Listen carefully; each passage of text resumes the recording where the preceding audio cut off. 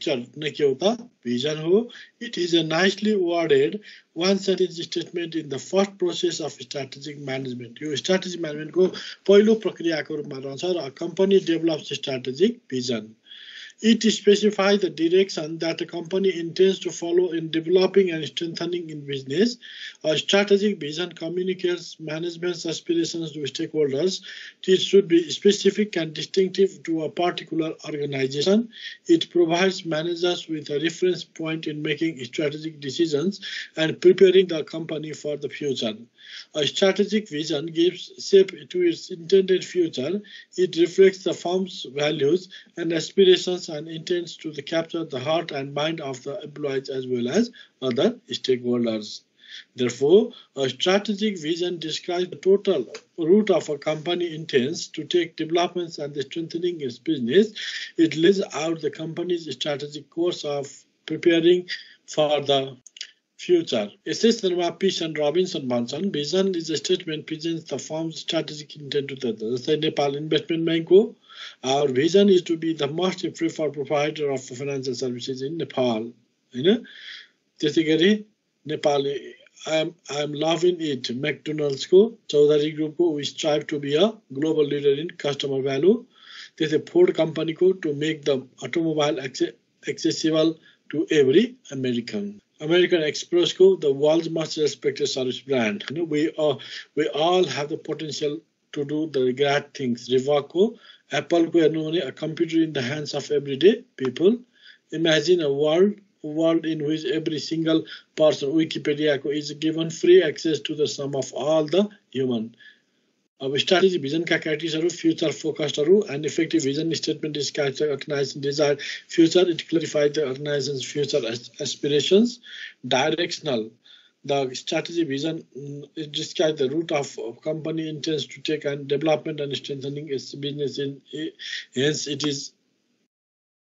directional. Clear and effective strategy vision is clearly articulated and easily understood by the stakeholders. Feasible and effective strategic vision should be feasible for the organization in terms of the research and capability. Values-based and effective vision connects people to the organization's core values. Challenging and effective vision is always challenging. It represents the future that is beyond what is possible today, but what we think possible tomorrow. Unique and effective strategy vision reflects the uniqueness of about the organizations to make a difference. Inspiring and effective strategic vision engages and inspires people towards organizational objectives. It appeals to the hearts of minds of people. Strategy vision का फाइदाहरू यसले provide direction provide गर्छ, guides for decision, निर्णय लिनको लागि मार्ग निर्देशनको काम गर्छ, strategy बनाउनको लागि महत्त्वपूर्ण याद गर्छ, प्रायोरिटीहरू सेट गर्दछ, people र एक्टिभिटीहरूलाई चाहिँ जोडेर राख्दछ, reflects core values and belief, हैन core values र belief लाई चाहिँ उजागर गर्छ, empowers reflects गर्न सक्दछ, bring change त्यसपछि परिवर्तन लिएर आउन सक्छ र स्ट्र्याटेजी भिजन लङ टर्म भिजनले चाहिँ के गर्छ intense the bring the changes in the अर्गनाइजेसनमा चाहिँ परिवर्तन लिएर आउन सक्छ it also at the centre of the organisation communicating the strategic vision the strategic vision should be well communicated to all managers को लागि हुनुपर्दछ employees and external stakeholders को लागि a clearly communicated strategic vision provides long term direction to the organization. The management of an organization must be able to convince the stakeholders about the strategic direction that is strategic vision. The frontline employee should understand the strategic direction is reasonable and beneficial. Effective communication of strategic vision can help to win the support of the organizational stakeholders. Hence, the vision statement should be explained by the executive. A well-understood strategic vision remains on the path of the winning the super support and communication of the user. Therefore, these are the strategic visions should be communicated within well as the outside of the organization. It helps to win support and communicated to the employees. Stakeholders अब अर्को छ mission भनेको चाहिँ यस्तो statement हो जसले चाहिँ defines बिजनेसलाई चाहिँ कस्टमर्स एम्प्लोयर्स सप्लायर्सको कम्युनिटीमा चाहिँ चिनाउने काम गर्छ it reflects every facet of the बिजनेसका एभ्री पार्टहरू र रेन्जहरूको बारेमा चाहिँ यसले चाहिँ जानकारी हुन्छ जहाँ चाहिँ pricing quality service market place position growth potential आदिको बारेमा जानकारी गराइन्छ it also helps clarify the scope and objectives of the business and it reflects the business special needs vision is the foundation of for a firms for मिसनको लागि चाहिँ के भन्छ vision चाहिँ एउटा फर्मेसनको रूपमा रहेको छ इन अदर वर्ड्स अर्को शब्दमा भन्नुपर्दा mission is developed on the basis of vision mission भनेकै के त भिजनबाटको आधारमा चाहिँ डेभलप्ड हुन्छ A mission specifies the business in which the firm intends to compete and to serve the customers. The mission is more concrete than vision. However, like the vision, a mission should establish firm mission. The mission is the reason for organization संगठनको अस्तित्वको प्रमुख कारण नै के हो त mission हो it defines the business in terms of customers यसले कस्टमर्समा एम्प्लोइज सप्लायर्स र कम्युनिटीमा आफ्नो अस्तित्वको बारे चाहिँ जानकारी गराउँदछ यसै सन्दर्भमा mission is the unique purpose that एन्स company apart from others types of the identified and scope of operational part An organization mission is the purpose of reason for the organization existence. William Ungerको भनाइअनुसार the CEO and the top level managers should involve a large number of people in firm. कुनै पनि mission बनाउनको लागि top level managementहरु चाहिँ लागेको हुन्छ. The main reason is that the mission deals with firm directly with product markets and customers and the middle the first level managers and other employees have their own direct contact with the customers and the markets examples mission statements by the investment bank family फेरि हेरौं यहाँ त विभिन्न company विभिन्न अर्गनाइजेसनहरुको mission चाहिँ छुटा छुटा रहेको छ नागरिक लगानी कोषको यस्तो छ हैन मैकडोनाल्ड्सको अर्को छ कोको-कोलाको फरक छ फेसबुकको फरक छ to give people to power the share and make of the world open and connected माइक्रोसफ्टको हेर्नु भने फरक छ हैन विभिन्न कम्पनीहरुको चाहिँ फरक किसिमको देखिन्छ मिशनको क्यारेक्टरिस्टिक्समा यो चाहिँ ब्रड स्केप यो चाहिँ एकदमै व्यापक रहन्छ organisation mission is the purpose of reason अर्गनाइजेसनको के त स्थापनाको प्रमुख कारण नै के हो त मिशन हो the mission of organisation determine the scope यसको एरियालाई पनि यसले उजागर गर्दछ it answers what is our business and in other words it clears about the product and market of the business it also provides space for the formation of goal and strategy precise a mission statement is always presented in a precise way normally it includes not more than 250 words 250 शब्दमा भन्दा बढीमा अर्को inspiring a mission statement inspires all the stakeholders and encourages them to involve in the organization multi components a commission statement involves many components to the customers product or services distinctive your mission statement makes the organization different in others and it helps in image building अर्को यो component of the strategy को component को रूपमा पनि यो रहेको हुन्छ र यसको मिशनको फाइदामा यसले ब्रिङ युनिफर्मिटी एकरूपता ल्याउँछ मिशनले एउटै बाटोमा अघि बढ्न र एउटै डेस्टिनेसनमा लाग्नको लागि के त युनिफर्मिटी एकरूपता देखाउँछ र सिनर्जी पनि गोल अचिभमेन्टको लागि सिनर्जी पनि प्रकाशित गर्दछ रिसोर्स अलोकेसन संगठनमा भएका जति पनि रिसोर्सेसहरु छन् whatever resources physical resources mental resources के त human resources financial resources it can provide the best for the resources allocation in different business or units organization and develops organizational culture organization को संस्कृतिको विकास गर्दछ एम्प्लोइ ओनरशिप को enhances गर्दछ अर्को बिजनेसलाई डिफाइन गर्दछ रिफ्लेक्ट्स अर्गनाइजेशनल रेस्पोन्सिबिलिटी संगठनात्मक उत्तरदायित्वको बारेमा चाहिँ उजागर परिभाषित गर्दछ सो द अपरेटिङ फिलोसफी एउटा अपरेटिङ फिलोसफी पनि देखाउँछ जस्तै कि image and self concept that in play at the important role to make a quality maintain गर्नको लागि यो पनि महत्त्वपूर्ण रहेको छ अब भिजन र मिशनमा के फरक छ हेर एकचोटी भिजन भनेको के हो त नि it aims to show where the organisation wants to be in future भविष्यमा अथवा 5 वर्ष भन्दा बढीको पछि संगठन चाहिँ कहाँ पुग्दछ भनेर देखाउने चाहिँ के हो त भिजन हो भनेदेखि 5 वर्ष भित्र के गर्न सकिन्छ भनेर देखाउने चाहिँ के हो मिशन हो त्यसको it aims to show how the organisation will get to where it wants to be यसको आन्सर द क्वेसनमा where do you aim to be हाम्रो एम टु बी के छ व्हाट डु वी डु हामी के गर्छौं व्हाट मेक्स अस डिफरेन्ट भन्ने कुरा यसको आन्सर हुन्छ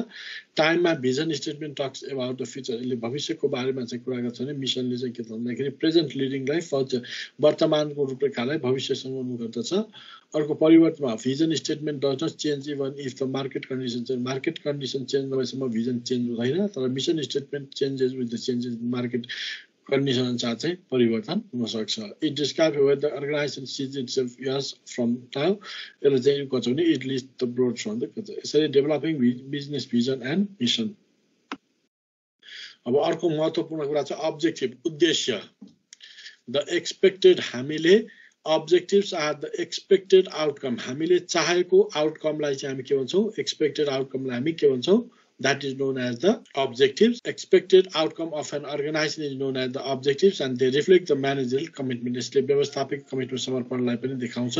the expected outcomes of an organization are known as objectives they convert the strategic vision into specific performance targets objectives show the managerial commitment toward the performance in achievement in other words they are the end result of the planned activity each and every organization is established for achieving certain objectives since the organized objectives are directed toward the achievement objectives may be formulated for a long term well and यसरी राखेर objectives भनेको short term उसमा objectives are the end results अथवा हाम्रो outcome के हुन्छ outcome देखाउने end results of planned activity देखाउनलाई नै हामी के भन्छौं objectives भन्छौं objectives can be defined as the specific result यो चाहिँ विशिष्ट प्रकारको परिणाम र संरचनासँग रिलेटेड रहेको छ pursuing the यसमा components of objective को रूपमा देखेर objective मा के कुराहरु चाहिँ हुनु पर्दछ भन्ने कुरामा यो चाहिँ हाम्रो स्पेसिफिक हुनुपर्छ measurable achievable realistic timely motivating flexible hierarchical congruent with across departments these are the components of the objectives strategy management objective role कस्तो रहन्छ भन्दाखेरि objective define the relationship of the organization with the environment they reveal the contribution and responsibility of the organization towards customer employees and society objectives show the relevancy of vision mission को relevancy लाई पनि ले वास्तविकतालाई पनि उजागर गर्दछ realistic लाई they provide the best strategic decision एउटा रणनीतिक निर्णय प्रक्रियाको लागि चाहिँ ले आधार बनाउँदछ they also provide foundations for the development of work standard set गर्नको लागि पनि महत्त्वपूर्ण छ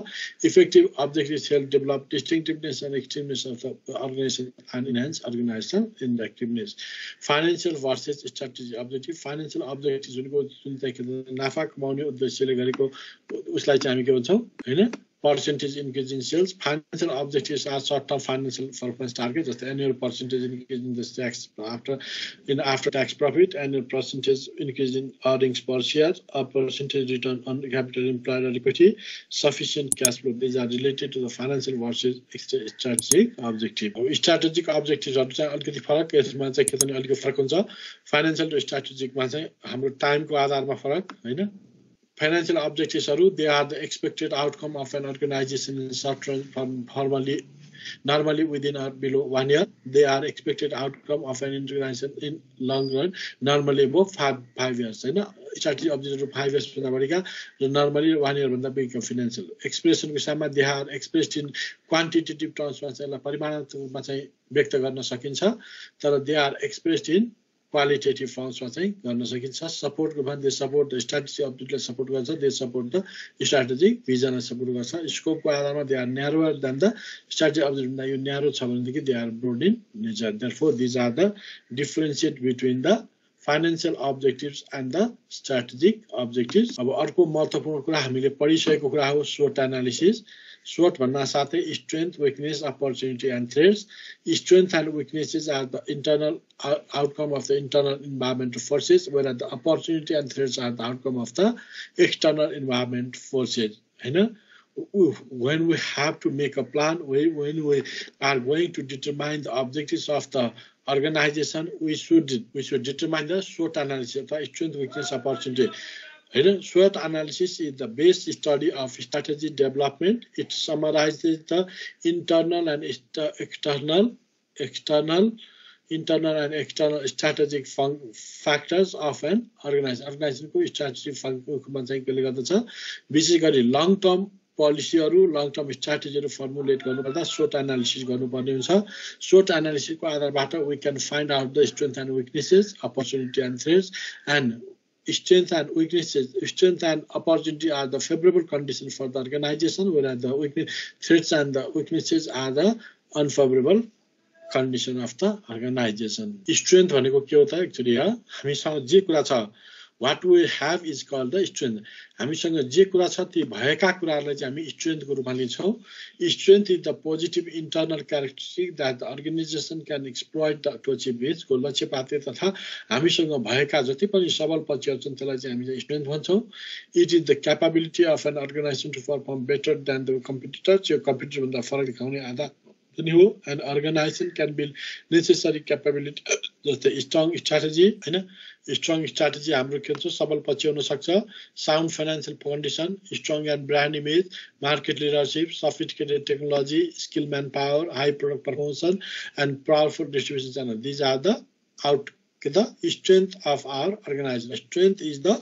capability of the firm that gives to an advantage relative to competitors in meetings with the needs of the customer its services weaknesses ma हामीसँग नभएका कुरा those factors which we do not have हामीसँग जे कुरा छैनन् जे कुरा चाहिँ हामीसँग lacking छ त्यसलाई चाहिँ हामी weaknesses भन्छौं weaknesses are internal characteristics that might inhibit and restrict the organization performance it is the weaker capacity of capability of an organization